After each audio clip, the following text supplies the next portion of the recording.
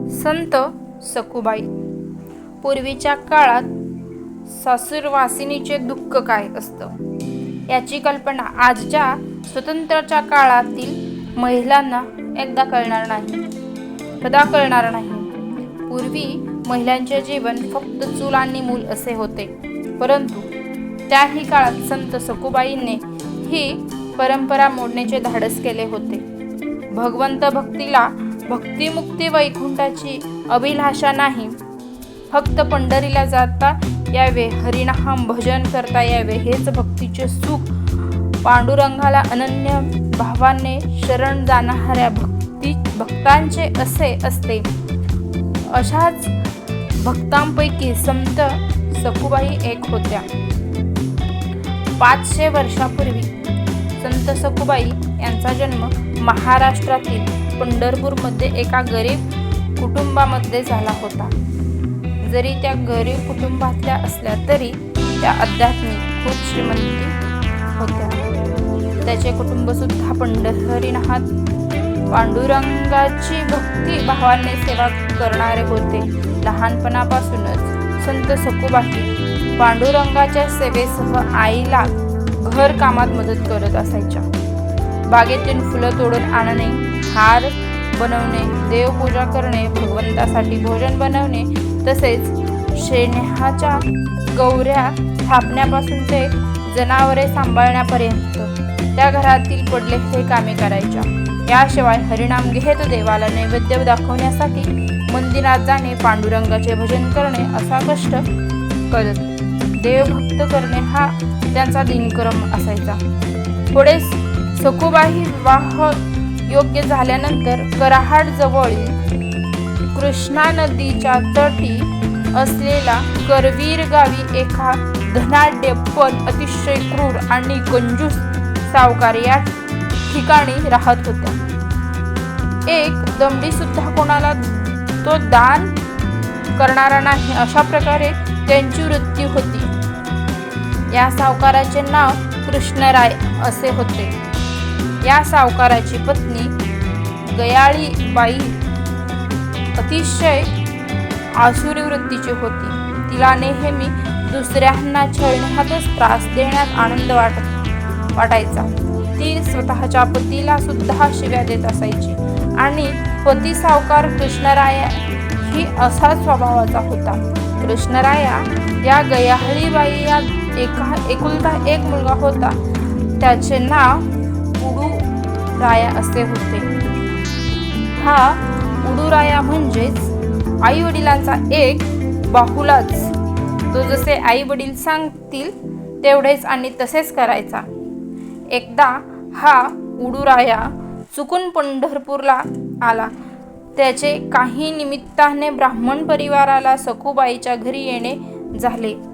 अतिथी देवो भव या भावनाने सखूबाईंनी उडूरायाचे आदराने स्वागत केले आणि योग्य प्रकारे अतिथी सत्कार केला. त्याला भोजन दिले आणि त्यामुळे ते तृप्ती झाला. परंतु बाप तसा बेटा या म्हणीप्रमाणे उडूरायाची वाईट नजर सात्विक असणाऱ्या सखूबाईकडे गेले आणि तो सखूबाईकडे आकर्षित झाला आणि उडूरायाने सखूबाईच्या वडिलांकडे आपल्या विवाहाचा प्रस्ताव मांडला. दिसताना मात्र शांत स्वभाव असलेल्या उडूरायाला बघून भोळा भाबड्या असणाऱ्या या सखूबाईच्या वडिलांनी चौकशी न करता श्रीमंत कुटुंबामध्ये आपली मुलगी संसार करेल या हेतूने सखूबाई आणि उडूरायाच्या लग्नाला मान्यता दिली आणि सखूबाईच्या वडिलांच्या आपल्या ऐपत्तीनुसार सखूबाईचा विवाह उडूराया सोबत करून दिला. पुढे विवाहाचा 5 दिवसानंतर सखूबाई आणि तिच्या वडिलांना या कुटुंबाचे सत्य समजले. श्रीमंत परंतु क्रूर आणि आसुरी स्वभावाच्या लोकांचे हे कुटुंब होते. सखूबाई या कुटुंबामध्ये एखाद्या नोकराणी सारखे फक्त आणि फक्त घरामध्ये कामेच करत होते. शिवाय एवढी कामे करूनही तिची सासू तिचा खूप छळ करायची. कधी कधी तर तिला मारायची सुद्धा. परंतु सखूबाईने कधी कोणाला उलट उत्तर न देता आपल्या हरिनामाचा जप भक्तिभावाने करत असत आणि कुटुंबातील सर्व कामे करत असत. सखूबाईंनी विठ्ठलाची नामस्मरण केल्यावर आणि भजन वगैरे गायल्यावर तिची सासू गयाळीबाईला खूप राग यायचा.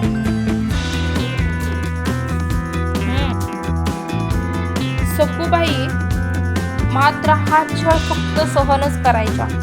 कोणालाही उलट उत्तर न देत नसत. मात्र सखूबाई पांडुरंगाला प्रार्थना करायच्या की भगवंता, आमच्या या घरातील लोकांना तुमचा भक्त बनवण्याचा प्रयत्न करा.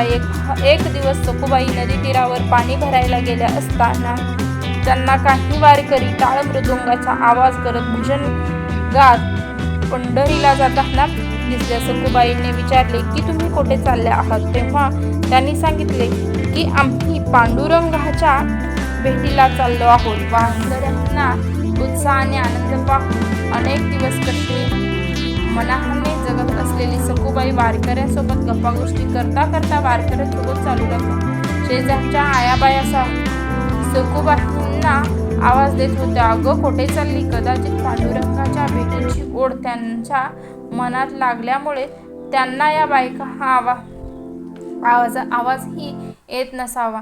काही बायका ही खबर तिच्या सासूला कळवली. मग काय, तिची सासू धावत पळत घेऊन सखूच्या हाताला पकडून ओढत ओढत त्यांना घरी घेऊन आली आणि सखूबाईला तिने बांधून ठेवलं. सखूबाई रडत होत्या, देवाला प्रार्थना करत होत्या. सखूबाई विनंती करत होती की मला सोडा. रात्रीचे 12 वाजले होते. भक्तांच्या बांधलेल्या भगवंत कसे शांत बसतील? आणि साक्षात पांडुरंगाने तिच्या पतीचे रूप धारण करून सखूबाईला पंढरपूरला वारकऱ्यांसोबत दिंडीत जाण्याची परवानगी दिली. स्वतःच्या हाताने पांडुरंगाचे सखूबाईला बांधलेले दोरे सोडले आणि पांडुरंगाने लगेच सखूबाईचे रूप धारण करून त्याच्या सासूबाईचे घरातील सर्व कामे करू लागले. खऱ्या सखूबाई पंढरपूरला पोहोचल्या आणि भेटी लागी जीवा. पांडुरंगाचे गुणगान, पंढरपूरचे दर्शन, भगवंताच्या चरणाचा नावाचे जयघोष यामध्ये सखूबाई तल्लीन झाल्या.